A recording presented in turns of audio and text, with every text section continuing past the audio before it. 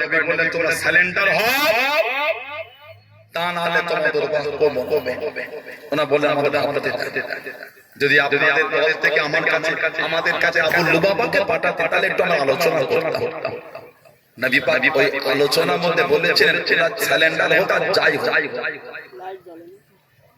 রাখা যাবে যে ক্ষতি ওরা দিনের করে মুসলমানদের যে ক্ষতি করেছে। হযরত আবু লুবাবা রাদিয়াল্লাহু আনহু ওনাদের সাথে আলোচনা করলে জিজ্ঞাসা করে তোমাদের নবী গোপন আলোচনা, উনি জবান থেকে কিছু বললেন, বার হয়ে আসার সময় খালি হাত করে ইশারা দেখিয়ে দিলেন। আবু লুবাবা রাদিয়াল্লাহু আনহু দেখা বার হয়ে গোটা শরীরটা ওনার কাঁপছে, জ্বর ধরে আল্লাহ আপনার হাবিবের সাথে আমি এই বিয়াদবিটা করে ফেললাম। নবী দরবারে গেলেন, সিধা চলে গেলেন মসজিদের সামনে গিয়ে একটা খুঁটি থেকে নিজের হাতটা নিজে বাঁধিয়ে দিলেন। ওই খুঁটির সাথে গিয়ে নিজে যতক্ষণ আল্লাহ পাক আমাকে মাফ না করবে আমি এইভাবেই থাকবো। আল্লাহ রাসূল সাহাবাদের বলেছিলেন ও যদি আমার কাছে আসতো আমি ওর হয়তো আল্লাহর কাছে মাফ চেয়ে দিতাম। যখন আমার কাছে আসে ওইভাবে থাক, আল্লাহ পাক আয়াত দিলে ওর মাফ হবে। হযরত আবু লুবাবা রাদিয়াল্লাহু আনহু সামান্য নিজের দ্বারা একটু সাহাবার মধ্যে কথাটা উনি ইশারা করে দেখিয়ে দিয়েছিলেন। নবীর দরবারে কাছে নিজেকে বেঁধে রেখেছে, যতক্ষণ আল্লাহ আয়াত দিয়ে আমাকে মাফ না করছে, নবীর কাছে আমাকে মাফ হওয়ার খবর বলছে, আমি নিজেকে বন্দী থেকে খুলবো না, শিকল দিয়ে বেঁধে রাখতে। ফরজ নামাজের সময় যেতে নামাজ পড়তেন, আবার নিজেকে বাঁধিয়ে রাখতেন। হযরত আব্দুল্লাহ ইবনে হুযাফা ওনার হাতে শিকল বেঁধে নিয়ে যাচ্ছে, জাল্লাদ গায়ের কাছে তীর ছুঁড়ছে, যাতে ভয় খেয়ে তীর ছেড়ে খ্রিস্টানদের বাদশা দান করে বলে আব্দুল্লাহ ইবনে হুযাফা রাদিয়াল্লাহু আনহু তুমি ইসলাম ধর্ম ছেড়ে দাও, খ্রিস্টান হয়ে যাও। হুজুর জবাব দিচ্ছে খ্রিস্টান হওয়ার থেকে আমার কাছে উত্তম শুলিতে চড়ে শহীদ হয়ে যাও, ওটা আমার কাছে উত্তম। জোরে বলা যাবে না সুবহানাল্লাহ। হুজুরকে টেনে টেনে চলে যাও, হুজুরকে বড় করার কাছে দাঁড় করিয়ে দে, করাতে তেল খানা ঢেলে দে, টকবক করে ফুটিয়ে দিয়া হলো। আল্লাহ রাসূলের দুজন সাহাবাকে ধরে ওই তেলের মধ্যে ছেড়ে দিয়া হলো, টকবক করে ফুটে ফুটে শরীর থেকে গোশতটা আলাদা হয়ে গেল। আল্লাহ নবী দুজন সাহাবা শহীদ হয়ে গেলেন। আল্লাহ রাসূলের সাহাবী হযরত আব্দুল্লাহ ইবনে হুযাফা রাদিয়াল্লাহু তাআলা হুজুরকে জানিয়ে দিয়ে এই তেলের মধ্যে ছেড়ে দেবো, এই তেলের মধ্যে লিখে দেবো, তুমি শহীদ হয়ে যাবে। ইসলাম ধর্ম ছেড়ে দাও, খ্রিস্টান ধর্ম কবুল করো। উনি মানতে রাজি হলেন না, শিকলটাকে টেনে টেনে গরম তেলের দিকে নিয়ে যায়। আল্লাহ রাসূলের সাহাবী হযরত আব্দুল্লাহ ইবনে হুযাফা রাদিয়াল্লাহু তাআলা চোখে টপ করে পানিটা গড়িয়ে যায়। খ্রিস্টানরা মনে করলো ও হয়তো ভয় খেয়ে গিয়েছে, খ্রিস্টানদের বাদশা সামনে দাঁড় করিয়ে দিল। খ্রিস্টানদের বাদশা জিজ্ঞাসা করে তুমি কি ইসলাম ধর্ম ছেড়ে দেবে, তুমি কি খ্রিস্টান ধর্ম কবুল করে দেবে? তোমার চোখে পানি, তুমি কি ভয় খেয়ে গিয়েছো? আল্লাহ রাসূলের সাহাবী হযরত আব্দুল্লাহ ইবনে হুযাফা রাদিয়াল্লাহু তাআলা হুজুর আমার জানিয়ে দিয়ে, হুজুর আমার শুনিয়ে দিয়ে,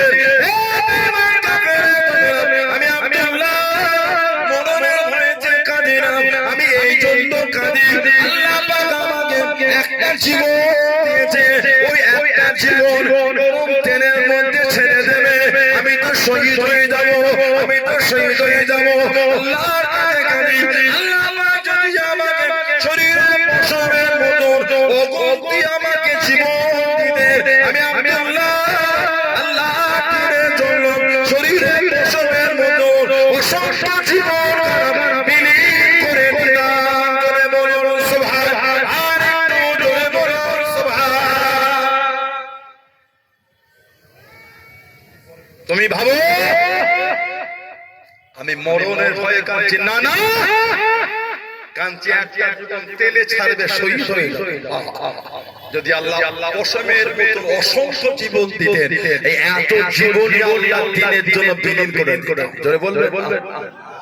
জানা সম্বন্ধে উমারে ফারুক বলেছিলেন, মুসলমানদের জন্য উচিত আব্দুল্লাহ ইবনে হুযাফা আস-সাহমি রাদিয়াল্লাহু আনহু কপালে চুমা খাওয়া চুমা।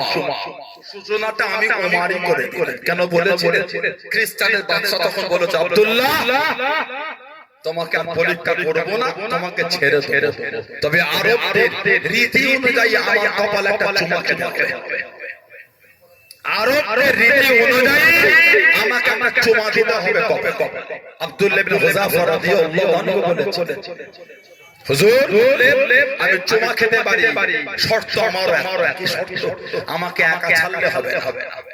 যত মুসলমানকে আপনি বন্দী করে রেখেছেন সবাইকে ছাড়তে হবে। সুবহানাল্লাহ বললেন। সমস্ত মুসলমান বন্দী সাহাবা হুজুরদের ছাড়লেন।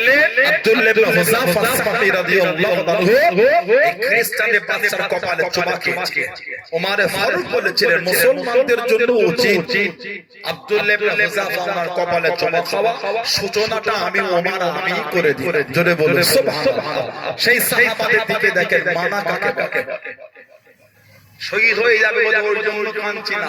আল্লাহ যদি আমাকে শরীরের পশমের মতন এত জীবন দিতেন, সব দিয়ে দিতাম। এত জীবন নাই বলে আফসোসে কাঁদছি। সুবহানাল্লাহ বললেন না? এটার নাম হচ্ছে মানা, এটার নাম হলো মুহাব্বত, এটার নাম হলো প্রেম। দাবি করলে হয় না। সমাজ আমাদের ধ্বংস হয়ে এত নোংরামি আমাদের সমাজে বেড়ে গেছে। দুঃখের কথা, কষ্টের কথা কাকে বলবেন আপনি বলেন। এত লটারি বেড়েছে সমাজে, বলার ভয়। ভালো ফ্যামিলি ছেলেগুলো লটারি কাটছে। কথাটা ঠিক বলছে না ভুল বলছে?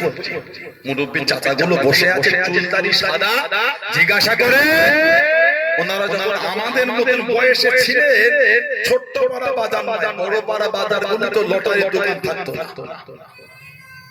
এখন বড় বাজারটা অনেক দূরে, ছোট্ট পাড়া বাজারে পাঁচ জায়গায় বিক্রি হয়েছে। কথাটা ঠিক বলছে না ভুল বলছে?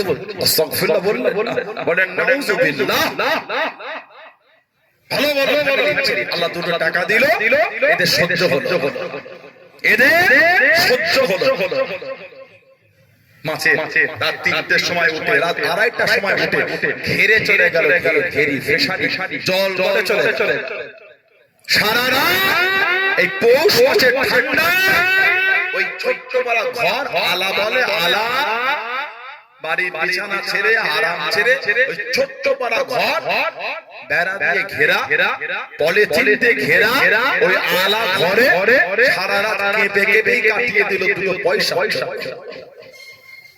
ঠিক বলেছে না ভুল বলেছে? দুটো টাকার রাতে ঘুমটাও হয় না। 15 মিনিট 20 মিনিট আধ ঘন্টা ছাড়া আওয়াজ হলে লাইট কে এসেছে নাকি, ঘেরিতে কেউ মাছ ধরছে নাকি? ঠিক বলছে না ভুল বলছে? আওয়াজ হলে ঘের থেকে মানে ঘুমটাও হচ্ছে না। দুটো পয়সার জন্য শান্তিতে ঘুমোতেও ভালো। ওই ভোর ঘেরে নেবে, ফোন তুলেছে, সমান জায়গায় ছেড়ে মাছগুলোকে বার করেছে।